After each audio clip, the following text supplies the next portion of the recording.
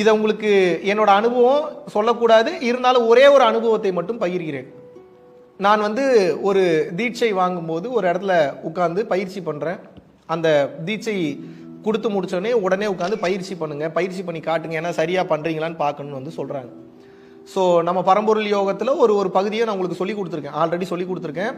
So அந்த பயிற்சி தான், அந்த பயிற்சியினோட ஒரே ஒரு பகுதியை மட்டும் பண்ணுறேன். பரம்பொருள் யோகம் என்பது பல பகுதிகள் ஒன்றாக உள்ளடக்கியது பரம்பொருள் யோகம். அது நம்ம ரொம்ப வெளிப்படையாக யூடியூப்ல ரிலீஸ் பண்ணியிருக்கோம். நீங்கள் ஹவு டு டூ பரம்பொருள் யோகம் இல்லை பரம்பொருள் யோகம் ரிவியல்டுன்னு நீங்கள் போட்டிங்கன்னா நம்ம வீடியோ வரும், நீங்கள் பார்க்கலாம். அது கூட சேர்ந்து விளக்கு தியானம் சேர்ந்து பண்ணீங்கன்னா இன்னும் சக்தி பெற்றது. அதில் சும்மா ஒரே ஒரு பகுதியை மட்டும் நான் செய்யும்போது என்ன ஆகுதுன்னா, ஒரு சின்ன அனுபவத்தை சொல்கிறேன்.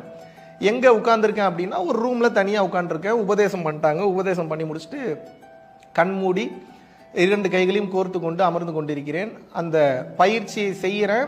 கரெக்டாக 2 to 3 minutes தான் செஞ்சுருப்பேன்.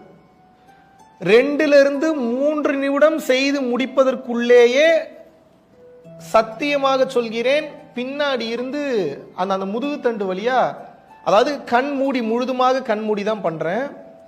கண் மூடி செய்யும் போது எனக்கு தெரியக்கூடிய எந்த காட்சியிலும் தெரியல, நான் எங்க இருக்கேன்னு தெரியல.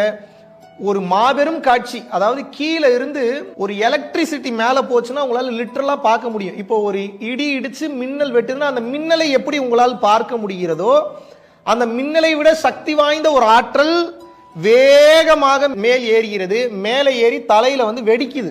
தலை வெடிக்கல, நல்லா புரிஞ்சு, தலையில வெடிக்குது. தலையில வெடிச்சோன்னே என்ன ஆகுது அப்படின்னு பாத்தீங்க அப்படின்னா, நான் இல்லை, அங்கே இல்லைன்னா என் உடம்பு இல்லைன்னு அர்த்தம் இல்லை, நான் என்கின்ற உணர்வு இல்லை, மனம் என்பது இல்லை, எதுவுமே இல்லாமல் போய்விட்டது. அப்ப என்னன்னா, கீழே இருந்து மேல டிராவல் பண்ணி அந்த ஒளியை அப்படியே பார்க்கிறேன். தலையில படார்னு வெடிச்சு சதறுது. இது பட்டாசு வெடிக்கிற மாதிரி கிடையாது, இது ஒரு மாபெரும் பேரண்டத்தினுடைய ஒரு காட்சி. அப்படியே கரைஞ்சிட்டேன். கரைஞ்சதுக்கு அப்புறம் எங்க இருக்குன்னே தெரியல. உடம்ப ஃபீல் பண்ண முடியல, கையை ஃபீல் பண்ண முடியல, காலை ஃபீல் பண்ண முடியல, நான் எங்க இருக்கேன்றது தெரியல. அது ஒரு அற்புதமான காட்சி. அந்த காட்சியை வார்த்தைகளால் விவரிக்கவே முடியாது. அப்புறம் கிட்டத்தட்ட அப்படியே உட்கார்ந்துட்டு இருக்கேன். இந்த சென்ஸ் வெளி உலக பார்வைக்கு உட்கார்ந்துட்டு இருக்கேன். ஆனா நான் எங்கேயோ இருக்கேன். ஒரு குறிப்பிட்ட காலகட்டத்துக்கு அப்புறம், ஒரு கொஞ்ச நேரத்துக்கு அப்புறம் பாத்தீங்கன்னா மறுபடியும் அந்த உணர்வு நிலை, அந்த காட்சிகள் எல்லாம் பார்க்கிறேன். அந்த விண்ணுலகத்துக்கு போறேன். அந்த நட்சத்திரத்தை பார்க்கிறேன், சூரியனை பார்க்கிறேன். ஒவ்வொரு இடமும் அப்படியே டிராவல் பண்ணிட்டு போகுது. எல்லா இடத்தையும் அப்படியே அது ஒரு வேகமா பயணம் பண்ணிட்டு போயிட்டு இருக்கு. இப்ப நான் உங்களுக்கு பார்த்தா பைத்தியக்காரன் ஏதோ உளறான்ற மாதிரி தான் தெரியும். ஆனால் இது ஒரு மாபெரும் யோக அனுபவம். இந்த மாதிரி பல்லாயிரக்கணக்கான அனுபவங்கள் பயிற்சி செய்யற ஒவ்வொருத்தருக்கும் வரும். உங்களுக்கு டவுட் இருக்கு அப்படின்னா கீழே கமெண்ட்ஸ் பண்ண சொல்றேன். இதே மாதிரி எக்ஸ்பீரியன்ஸை ஃபேஸ் பண்ணவங்க நிறைய நமது பரம்பொருள் யோகிகள் இருக்காங்க. நான் கீழே கமெண்ட் பண்ண சொல்றேன். பார்த்தீங்கன்னா படிச்சீங்கன்னா உங்களுக்கு புரியும். இது எதுக்கு சொல்ல வரேன்றத சொல்றேன், கவனிங்க. அப்படியே மேலே போகுது, வெடிக்குது, அப்புறம் நிறைய டிராவல், அதெல்லாம் பண்ணி முடிச்சோடனே எனது உடல்நிலையை என்னால் உணர முடியல. உடலை உணர முடியல, கையை உணர முடியல, காலை உணர முடியல. எதையுமே உணர முடியாமல் இருக்கும்போது ஒரு காலகட்டத்துக்கு அப்புறம், ஒரு குறிப்பிட்ட நேரத்துக்கு அப்புறம் என்ன ஆகுது அப்படின்னா, அப்படியே கை உணர்றது, கொஞ்சம் கொஞ்சமா அந்த உணர்வு நிலை வருது. கால் உணர்றேன், கழுத்தை உணர்றேன், தலையை உணர்றேன். கண்ணை திறப்பதற்கு விருப்பம் இல்லை. அப்ப அந்த காட்சியிலிருந்து வெளியே வந்துட்டேன். ஆனா உடல்நிலை உணர்வுக்கு வரேன். உடல்நிலை உணர்வுக்கு வரும்போது என் வாழ்க்கையிலேயே அப்பேற்பட்ட ஒரு ஆனந்தத்தை நான் அனுபவித்ததே கிடையாது. பல்லாயிரக்கணக்கான அனுபவங்கள் ஒரு மனிதனுக்கு வரலாம். ஆனால் அந்த ஆனந்த அனுபவம் என்பது வார்த்தைகளால் விவரிக்க முடியாத பேர் அனுபவம். அந்த அனுபவத்தில் அப்படியே உட்கார்ந்துருக்கேன். கண்ணை திறப்பதற்கு கொஞ்சம் கூட விருப்பமே இல்லை. இதற்கு அப்புறம் வெளியில போய் இயங்குவதற்கும் விருப்பம் இல்லை, எதை பற்றி சிந்திப்பதற்கும் விருப்பம் இல்லை, எதை பற்றி பேசுவதற்கும் விருப்பம் இல்லை. அது பாருங்க, அப்பேற்பட்ட ஒரு ஆனந்தம் நம்ம உடம்புக்கு கிடைக்குது அப்படின்னா அதை நீங்கள் எப்படி அனுபவிப்பீர்கள் என்று நினைத்து பாருங்கள். ஒவ்வொரு செல்களும் ஆனந்தத்தில் அப்படியே மிதக்கிறது. ஒவ்வொரு செல்களும் பேரானந்தத்தில் மிதக்கிறது. கண்களில் கண்ணீர் வருகிறது ஆனந்தத்தில். ஒவ்வொரு செல்களும் அந்த ஆனந்த நிலைக்கு போகுது. அது வார்த்தைகளால சொல்லவே முடியாத பேர் அனுபவம்.